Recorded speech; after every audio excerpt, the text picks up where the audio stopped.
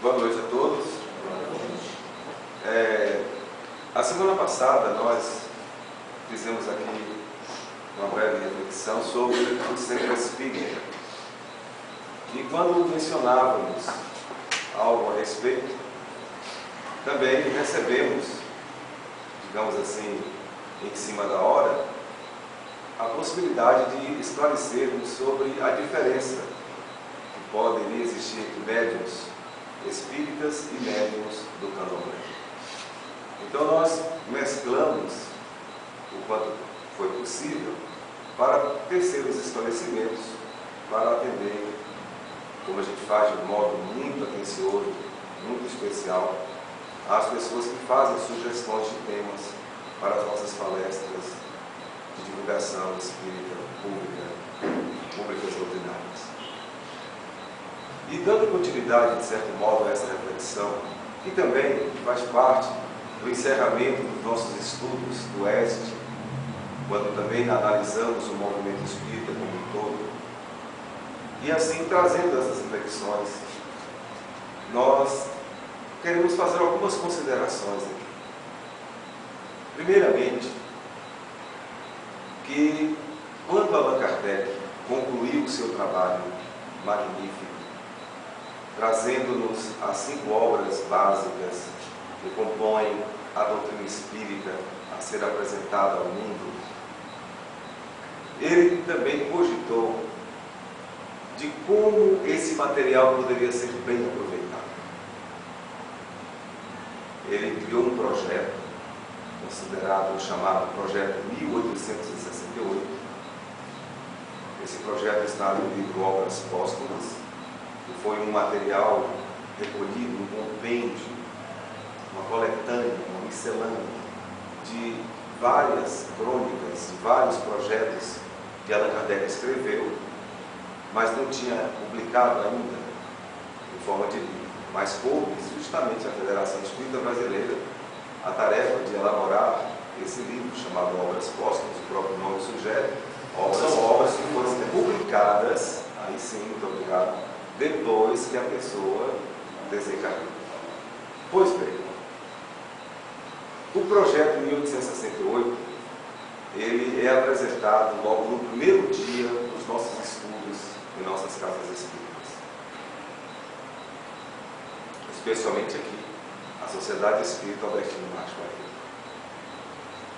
Para que a gente perceba qual era a preocupação, qual era a visão de Allan Kardec, o codificador da doutrina espírita, como ele é chamado mundialmente, em relação de como esse material seria bem aproveitado.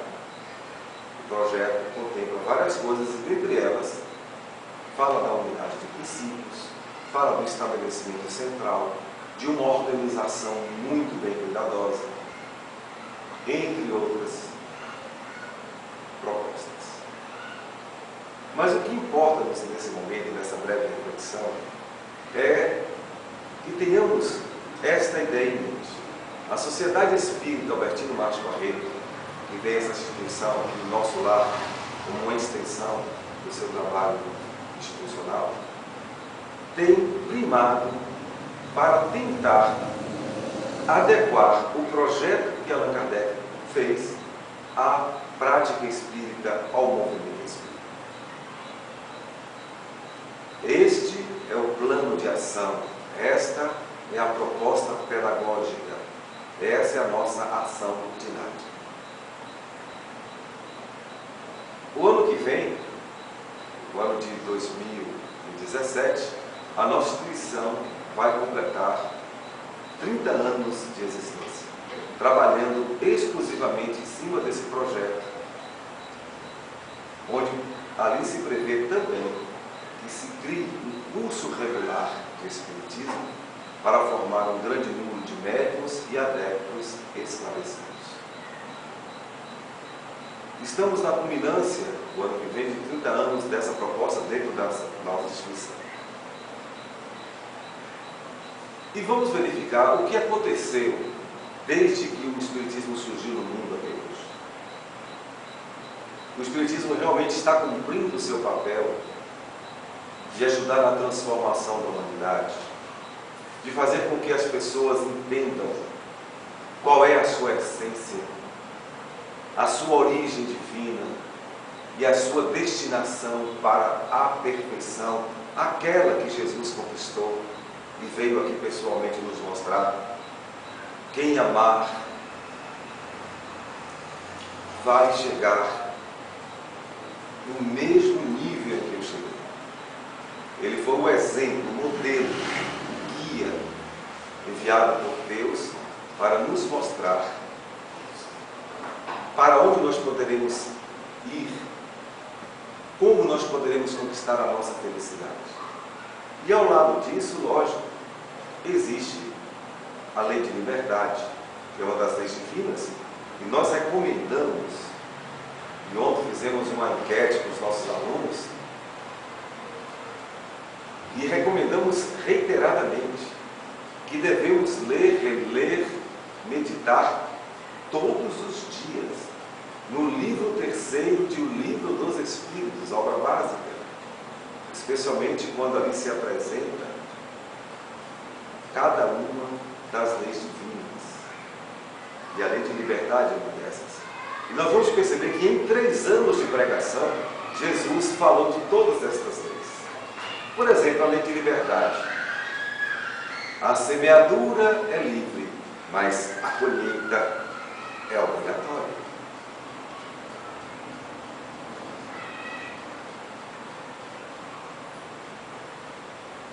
Dentro desse panorama, o que se destaca no estudo dessas leis é justamente a principal das leis apontadas ali, em O Livro dos Espíritos.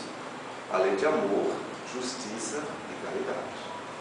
É uma lei só, numa tríade: justiça, amor e caridade. E foi justamente em cima desta lei que Jesus estabeleceu o seu parâmetro de pregação naqueles 3 anos em que ele ficou dos 30 aos 33 anos, justamente conduzindo a humanidade para esta referência. E hoje a doutrina espírita nos absorve em O Evangelho segundo o Espiritismo, que é um desdobramento do livro terceiro de O Livro dos Espíritos, para nos mostrar que é aí que devemos concentrar toda a nossa atenção. O movimento espírita, que é a ação das pessoas tentando estudar e colocar em prática as obras espíritas, a saber, o Livro dos Espíritos, o Livro dos Médiuns, o Evangelho segundo o Espiritismo, o Céu, o Inferno e a Gênese. O que se pretende a partir dessa proposta do Evangelho, onde o Espírito de verdade assina, é aquela frase que pode ser resumida agora assim: amai-vos e instruí-vos. Então, esta é a direção clara, inequívoca para o movimento espírita. Desenvolver o amor e buscar a instrução. São aquelas 2 grandes asas da evolução que Kardec chama a atenção na introdução do livro Evangelho segundo o Espiritismo, da grande aliança que o Espiritismo faz como uma ciência nova, que consegue juntar razão e consegue juntar sentimento. Para que nós possamos chegar àquela condição que Jesus disse: sede perfeitos como vosso Pai Celestial é perfeito.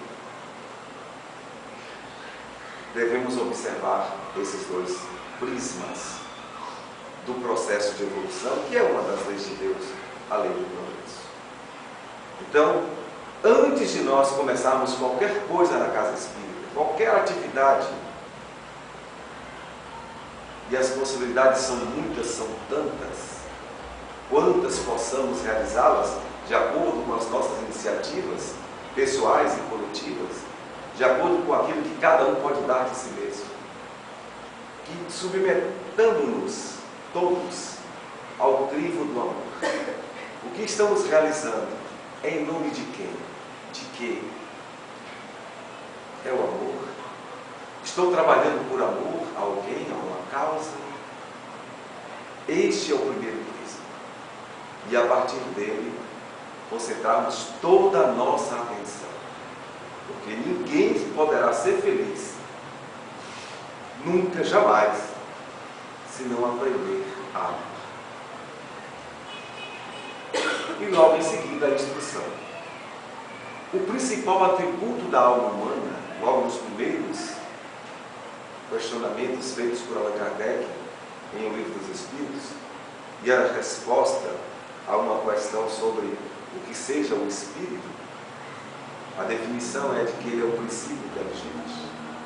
Deus é a inteligência suprema e nós somos princípios inteligentes. Então, o principal atributo da alma humana, a principal característica, a principal virtude é a inteligência. É a capacidade de pensar, de criar juízo de valores, de saber onde uma coisa começa, por onde ela foi e como ela terminou. É fazer uma volta conclusiva em relação a tudo e a todos. E ali o próprio livro estabelece que existem os três grandes elementos do universo, que é justamente Deus, Criador, inteligência suprema, causa primeira, o espírito, princípio inteligente, simples e ignorante no seu nascedor, para se desenvolver. E a matéria, que é tudo que está ocupando o universo. Não só o universo que nós conseguimos ver, mas também aquilo que está além do que nossas possibilidades facultativas nos permitam enxergar. Tudo, desde o fluido mais sutil à matéria mais densa, é um componente que chamamos de matéria, que foi criado justamente para favorecer ao espírito experiências para atingir a meta de conquistar aquela perfeição que, segundo Jesus, todos alcançaremos, mais cedo ou mais tarde, não como dádiva divina, gratuita, mas como trabalho de esforço, de mérito, quando ele afirmara que nenhuma de suas ovelhas iria se perder. Então, o pior dos homens, o mais vil, o mais abjeto, ele um dia vai se tornar bom, vai compreender isso, o amor, e vai usar a inteligência para compreender cada vez mais esse amor e cada vez mais esse Deus que criou o universo e criou o amor como a fórmula de se alcançar a felicidade permanente. Então, é preciso que haja sim estudo, que haja instrução. Infelizmente, o nosso país, o Brasil, é um dos países mais produtores de livros pela sua capacidade gráfica e literária. Nós temos índices péssimos em relação à busca pela leitura. A leitura edificante, principalmente. A preguiça mental é o grande problema do nosso país. Aliás, a ignorância é o grande problema de todos os lugares do universo. Por isso que o Espírito de Verdade nos diz, numa orientação direta àqueles que vão fazer parte do movimento espírita: amai-vos. Então, primeira questão, preocupe-se em desenvolver em você o amor. E logo em seguida, e para e passo, a instrução. Estudar e amar. Amar e estudar, sempre. São as duas asas que vão impulsionar o espírito para o aperfeiçoamento, ao qual todos estamos fadados. Poderemos chegar mais rapidamente ou menos rapidamente, a depender do esforço de cada um. Mas o que se pede mesmo é que, independentemente de como estejamos no movimento espírita, em termos de organização institucional, mas que cada pessoa se compenetre do seu papel e diga para si próprio: o que eu estou fazendo? Qual está sendo a minha contribuição? Porque mesmo que estejamos trabalhando coletivamente, cada um vai receber de acordo com o seu empenho pessoal, ou desempenho pessoal. Sendo assim, quando o movimento espírita brasileiro oficial, a partir da criação da Federação Espírita Brasileira, por Elias Barbosa, Bezerra de Menezes, entre outros, ou Bittencourt Sampaio, em 1800 e quanto? Não, a Federação Federação Espírita Brasileira, gente, no Rio de Janeiro, quando ainda era a capital brasileira. Cadê os cursistas? Ali tem alguém que terminou o curso ontem. E eu falei ontem sobre isso. Mil quanto? É 1984. Mil quanto? 894. 1884.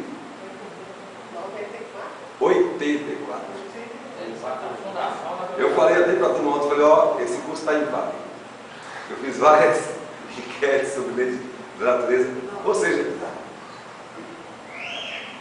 em janeiro do ano de 1884, 4 anos antes da proclamação da República, ou melhor, da Lei Áurea ter sido assinada. A Lei Áurea foi assinada quando mesmo, gente? De quando?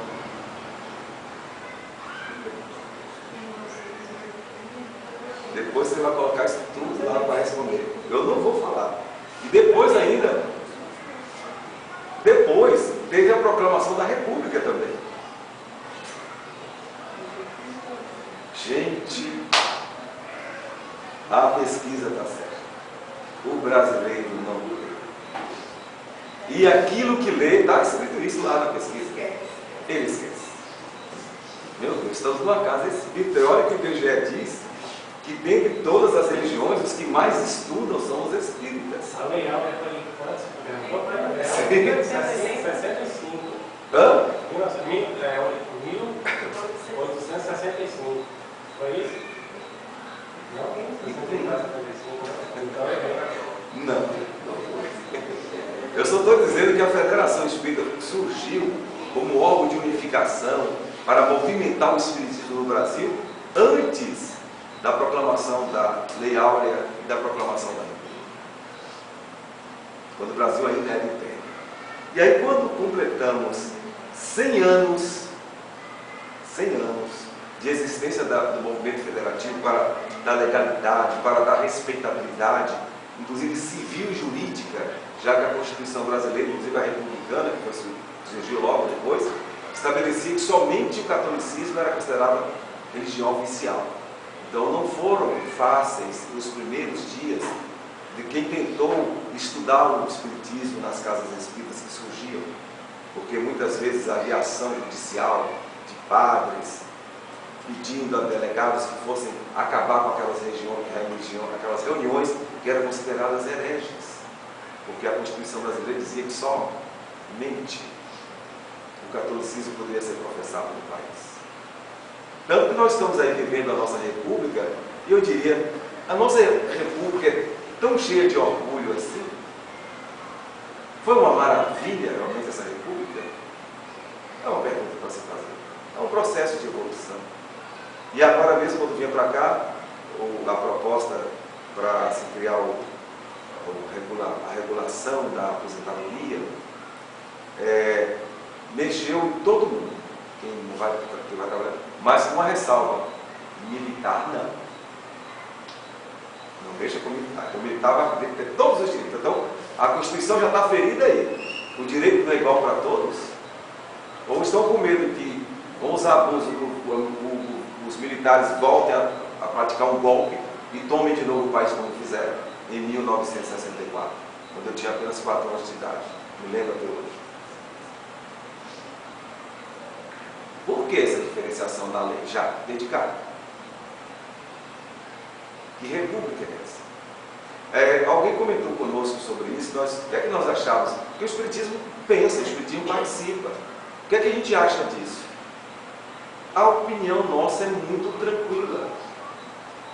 Não precisaríamos desse tipo de PEC para controlar o futuro do país, que vai ter daqui na década de 1940 mais da metade de pessoas idosas.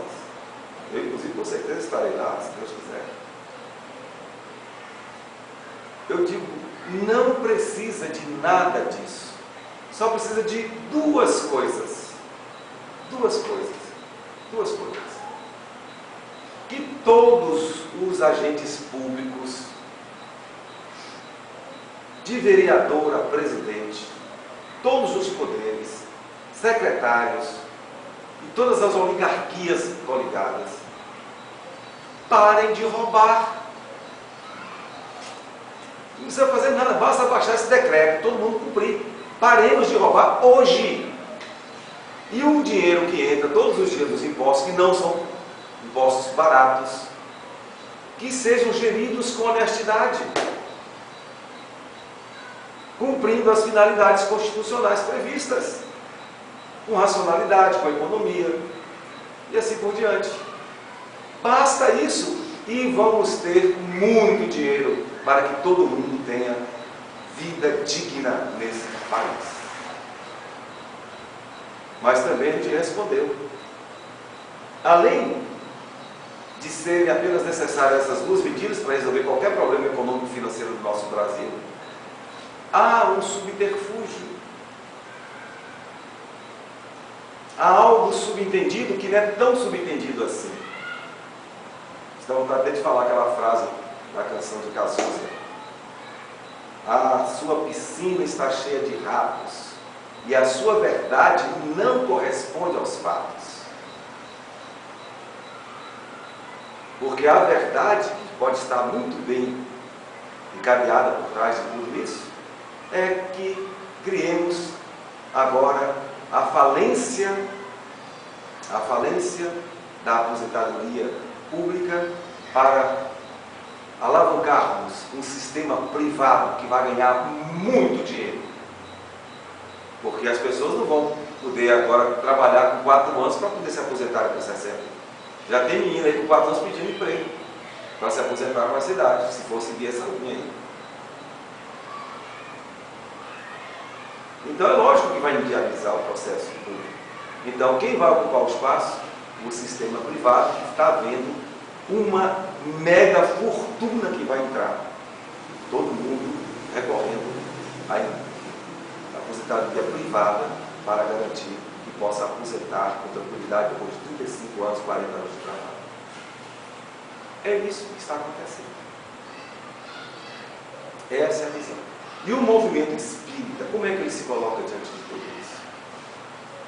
Olha, o que a gente consegue perceber é que a doutrina espírita, extraordinariamente colocada por Jesus na hora certa neste mundo, ela é maravilhosa e vai cumprir o seu papel. Com os homens, sem os homens, apesar dos homens. Mas por enquanto ela é aquilo que os homens fazem dela. Então o movimento espírita, ele não é ainda merecedor do título de verdadeiro representante do espiritismo e do cristianismo. Porque ainda não compreendemos a essência da proposta de Jesus, reapresentada no formato, na moldura espírita, de nos adentrarmos na possibilidade de desenvolvermos a nossa essência maior, que é o amor, e usando o princípio da inteligência para que este fim seja alcançado. Instrução e amor, amor e instrução. Então, por enquanto, o movimento espírita, ele é a cara das nossas imperfeições momentâneas. Então, cada centro espírita que representa o movimento espírita, como célula deste grande conjunto, cada casa espírita tem lá o seu grupo de trabalhadores. De acordo com a disposição, com o entendimento, com a capacidade, com a abnegação, ou a falta de tudo isso, é que nós vamos ter a casa espírita atuante, representativa, buscando no amor e na instrução a sua maneira de se apresentar na sociedade, e teremos casas espíritas completamente distantes e muito, muito distantes da proposta original da doutrina espírita. Mas a avaliação feita pela Federação Espírita nos últimos anos é de que o movimento espírita precisa andar muito, crescer muito. E sobre a data, janeiro de 1884, para o surgimento da Federação, temos que lembrar que 100 anos depois, em janeiro do ano de 1984, acho que quase todos aqui já estávamos encarnados,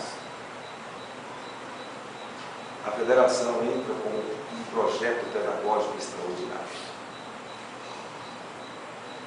Um material a ser aplicado na evangelização espírita infanto-juvenil, estendendo pelo estudo sistematizado da doutrina espírita e há alguns anos o estudo aprofundado da doutrina espírita, o ERAD. Então esse conjunto pedagógico deu um material que corresponde àquilo que Allan Kardec se preocupava em propor para o movimento espírita, para que houvesse unidade de princípios e que o espiritismo fosse verdadeiramente bem apresentado. É uma proposta pedagógica consentânea com o projeto 1868 de Kardec. E a Federação apresenta isso ao Brasil e ao mundo. E nós temos a grata satisfação de dizer agora com toda propriedade que, por estarmos ali no Congresso Espírita Internacional em Brasília, justamente no período em que estava já havendo a transição já do tempo da Federação Espírita Brasileira, que tinha sede no Rio de Janeiro, passando para a nossa capital federal, nós recebemos de presente de um amigo. Ele hoje deve estar fazendo parte do movimento espírita de Natal. Nós o chamávamos de Senhor Miranda. Ele era funcionário de uma empreiteira que trabalhou aqui nas obras de construção aqui das barragens, do sistema adutor de irrigação entre o Rio de Contas, Livramento e João Basílio. Ele estava lá conosco. Fomos numa caravana pequena, Terezinha inclusive estava lá também. Terezinha. Foi eu, você. E Glória também. Glória e seu Jumério. Num passadozinho velho, né? Não, seu Jumério não. Seu Miranda. Seu Miranda, quem dirigiu foi eu. Papai. Lembra, não? Você ficou hospedado na casa da irmã de Glória lá e tal, no Gama, em Brasília. Ou seja, e lá nesse período estava esse material sendo apresentado. Ele nos presenteou. E quando nós retornamos para Brumado, percebemos que seria um bom momento para a gente experimentar aquele material. Então, a primeira cidade, o primeiro local a mostrar esse material para o movimento espírita, na Casa Espírita, foi nós, fomos nós. Esse grupo que foi lá e aqui. Nós estamos estar aí completando 30 anos desse material.